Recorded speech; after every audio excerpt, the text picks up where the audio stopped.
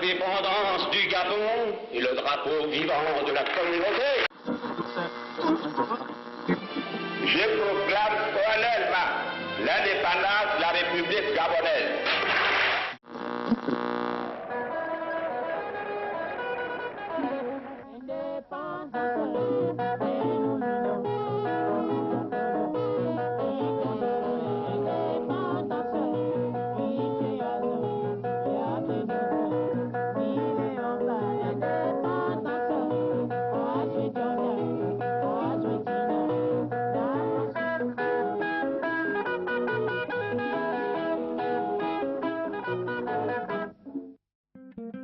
En 1958, le général de Gaulle proposa au territoire de l'Union française de voter par référendum pour une indépendance à terme. Léon Mba et Jean-Hilaire Obam laissent de côté leurs dissensions et s'allient pour prôner le oui. L'union BDG-UDSG l'emporte à 92,6% des suffrages exprimés. Le territoire devient un État associé dans la communauté conformément aux dispositions de la Constitution française. Il est à noter que le Punga, parti de René-Paul Souzat, fit campagne pour le non, c'est-à-dire en faveur de l'indépendance immédiate du pays, partageant ainsi la position de Sékou Touré en Guinée. C'est donc à la suite de cette victoire du oui, et conformément aux dispositions du titre 12 de la Constitution française du 4 octobre 1958, que l'Assemblée territoriale du Gabon décida le 28 novembre 1958 que l'État du Gabon se dénomme République gabonaise et se transforma en Assemblée législative. Le 19 février 1959, la première constitution de la République gabonaise est adoptée. Léon Mba, devenu chef du gouvernement après l'adoption de la Constitution de 1959 et après avoir soutenu l'option de faire du Gabon un département français, se rendit finalement à Paris début juillet 1960, accompagné d'une importante délégation pour signer les accords de l'indépendance. Il les signe avec Michel Debré, Premier ministre français. Le 16 août 1960 à minuit, le président Mba proclame officiellement l'indépendance du Gabon. Voici l'indépendance du Gabon et le drapeau vivant de la communauté.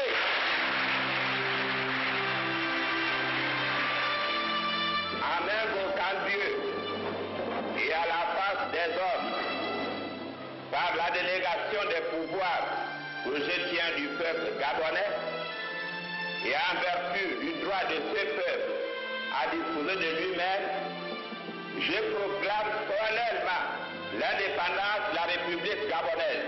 Le 17 août au matin, le drapeau gabonais vert, jaune, bleu est hissé pour la première fois dans la cour du palais, devenu présidentiel. Le président Léon Mba et M. André Malraux, ministre français représentant le général de Gaulle, assistent aux différentes cérémonies marquant l'accession du Gabon à l'indépendance.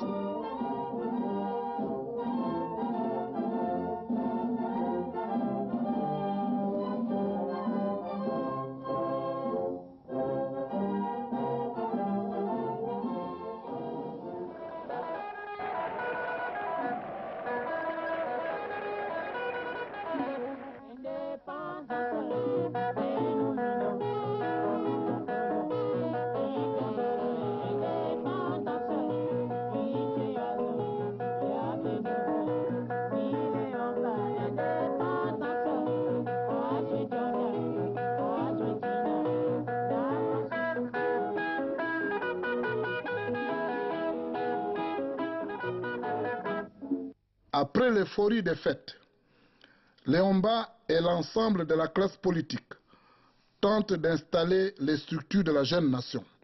Mais les idées des anciens compagnons des années de pré-indépendance divergent sur le régime à mettre en place. Partisan d'un régime présidentiel fort, Léon Mba se heurte de front à Paul Gondjou, président de l'Assemblée nationale, qui tient absolument à ce que le régime reste parlementaire. Obama voulait aussi un régime parlementaire rationalisé. C'est également à cette époque où la ligne de démarcation entre les principaux partis s'atténuait, que s'engagèrent les discussions sur les modalités d'une union nationale, sous la forme d'un cartel de partis ou celle d'une fusion de partis, à tout le moins la trêve des partis politiques. Le BDG au pouvoir est traversé par une ligne qui sépare ses membres, selon qu'ils appartiennent au pouvoir exécutif ou bien au Parlement. Il y a là les ingrédients d'une crise politique à l'intérieur du pouvoir même. Dans ce contexte, le chef du gouvernement Léon Mba perd la première manche puisque le projet de constitution parlementaire est adopté le 14 novembre 1960. Le président Gondjou tient alors à tirer les conséquences de ce bras de fer qu'il a gagné contre le gouvernement. Sachant qu'une motion de censure s'est préparée pour démettre le gouvernement, Léon Mba fait arrêter le 17 novembre 1960 Paul Gondjou ainsi que Luc Ivanga, vice-président de l'Assemblée nationale, Sosa Simawango, président du groupe parlementaire BDG. Certains cadres du parti n'y échappent pas, tels que Léon Auger, Victor Diaboueni et Edouard Gondjou. Léon Mba met en place le régime présidentiel fort avec un vice-président du gouvernement. Il forme un gouvernement d'union nationale dans lequel Jean-Hilaire Obam occupe les fonctions de ministre des Affaires étrangères. Les négociations pour l'union nationale entre les partis aboutissent malgré tout. C'est dans ces conditions que sur la base de la nouvelle constitution du 21 février 1961, il y a eu les élections législatives ainsi que l'élection présidentielle qui porta par les urnes Léon Mba de Premier ministre chef de l'État à président de la République chef de l'État. Après une tentative de rapprochement avec l'UDSG de Jean-Hilaire Obam, qui refuse systématiquement de rejoindre le BDG, préférant mettre les compteurs à zéro, en demandant la dissolution de tous les partis existants, afin que de leurs cendres naisse un parti nouveau. Léon Mba ne veut y souscrire. C'est ainsi que le 19 février 1963, il se sépare des ministres UDSG. L'Union nationale a vécu. L'année 1964 s'ouvre sur un paysage politique quelque peu perturbé et qui a secoué quelques pays africains, notamment le Togo, le Congo-Brazzaville et le Dahomey, l'actuel Bénin.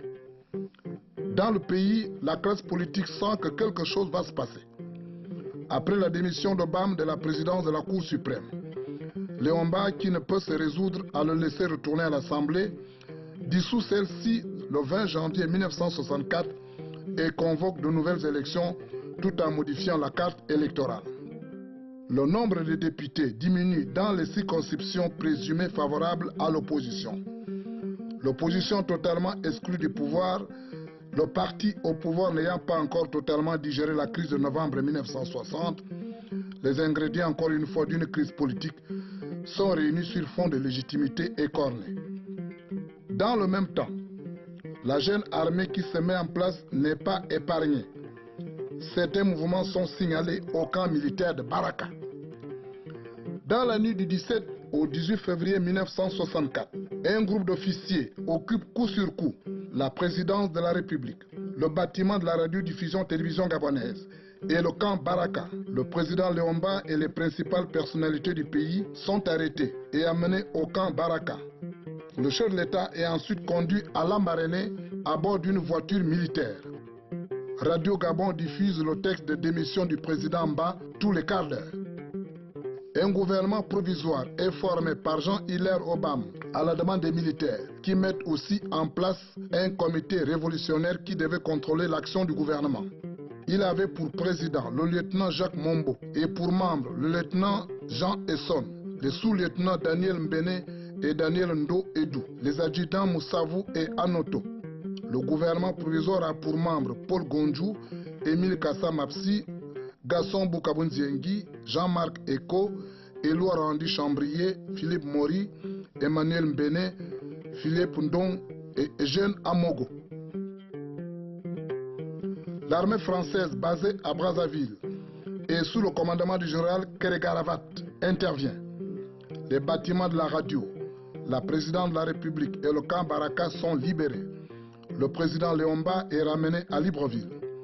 L'ordre est rétabli, mais la crise qui a secoué le pays est loin d'être achevée.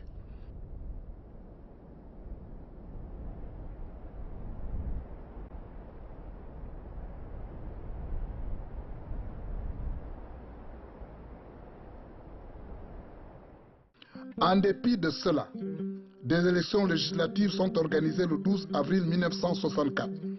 Le BDG les remporte largement, mais le président Mba est encore sous le choc d'événements dont, en fait, il ne se remettra jamais. Novembre 1966, le président Mba, absent du Gabon pour raison de santé, désigne officiellement Albert Bongo, jusqu'alors ministre délégué à la présidence de la République chargé de la coordination, comme vice-président du gouvernement. 3 mois plus tard, en février 1967, la Constitution est révisée, introduisant un vice-président de la République qui devient le second effectif et successeur automatique du président en cas de vacance du pouvoir. Aux élections du mois de mars 1967, le ticket Mba-Bongo est plébiscité. Le président Léomba meurt à Paris le 28 novembre 1967. Le 2 décembre, le vice-président Bongo prête serment comme nouveau président de la République à l'Assemblée nationale. C'est à ce titre qu'il préside les obsèques du président Léomba le 4 décembre 1967 en présence de 11 chefs d'État et de gouvernement.